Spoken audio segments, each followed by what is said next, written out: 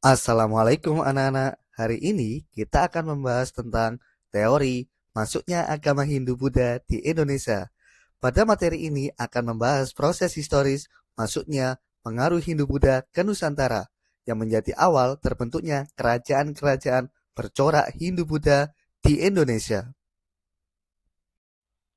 Pada slide ini dijelaskan 3 tujuan utama pembelajaran. Yang pertama, peserta didik mampu menjelaskan teori Brahmana, Ksatria, Waisa, dan arus balik.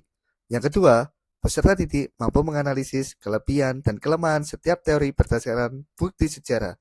Yang ketiga, peserta didik mampu menyimpulkan teori yang paling kuat secara logis dan kritis. Artinya, pembelajaran tidak hanya menghafal teori, tetapi juga menganalisis dan berpikir kritis menggunakan bukti seperti prasasti, artefak, dan juga catatan sejarah. Jargon ini bertujuan membangun motivasi belajar sejarah sebagai ilmu yang hidup dan penting untuk memahami identitas bangsa. Sejarah, Viva Historia. Terdapat dua pertanyaan penting. Yang pertama, mengapa masyarakat Nusantara menerima agama Hindu-Buddha tanpa penaklukan besar? Yang kedua, jika dibawa pedagang, bangsawan, atau pendeta, bukti sejarah apa yang paling kuat? Pada slide ini melatih murid berpikir analitis dan argumentatif bukan hanya menerima teori secara mentah. Pada slide ini menunjukkan posisi geografis India dan Indonesia.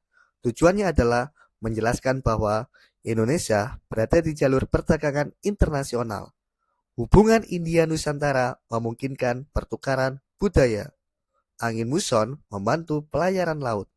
Faktor geografis menjadi kunci masuknya pengaruh Hindu-Buddha. Teori ini dikemukakan oleh C.C. Van Leer. Isi teorinya adalah yang pertama, agama Hindu-Buddha dibawa oleh kaum Brahmana. Yang kedua, dibuktikan dengan prasasti berbahasa Sanskerta. Yang ketiga, Brahmana menguasai kitab Veda dan ritual keagamaan. Artinya, penyebaran agama dilakukan secara resmi dan sakral. Kelebihan teori Brahmana yang pertama, hanya Brahmana yang berwenang menyebarkan agama. Yang kedua, penyebaran lengkap dengan upacara dan kitab suci. Kelemahan teori Brahmana yang pertama, Brahmana dilarang menyeberangi laut. Yang kedua, mengabaikan peran pedagang dan bangsawan.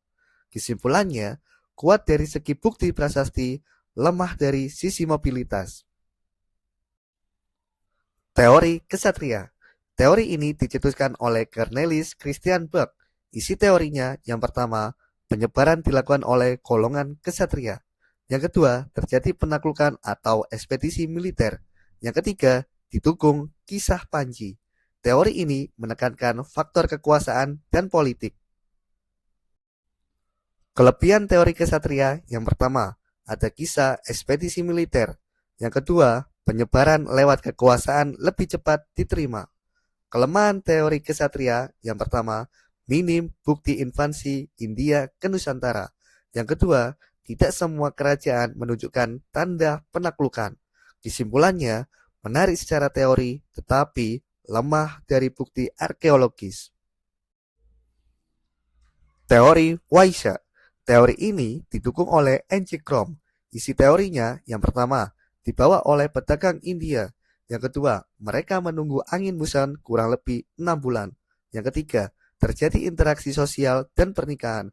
Yang keempat, terbentuk perkampungan India di Nusantara. Teori ini menekankan jalur perdagangan.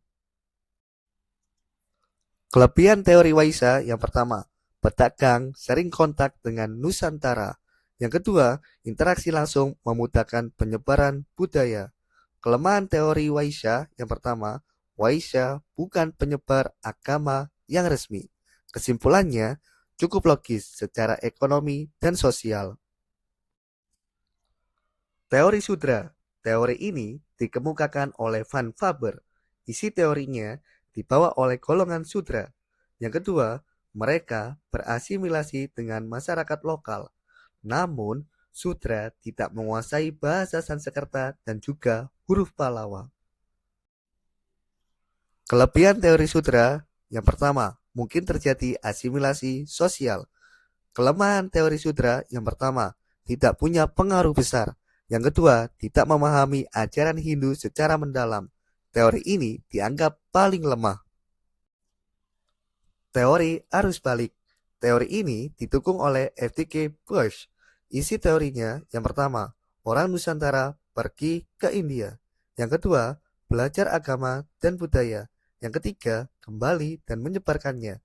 Teori ini menunjukkan peran aktif bangsa Indonesia. Kelebihan teori arus balik.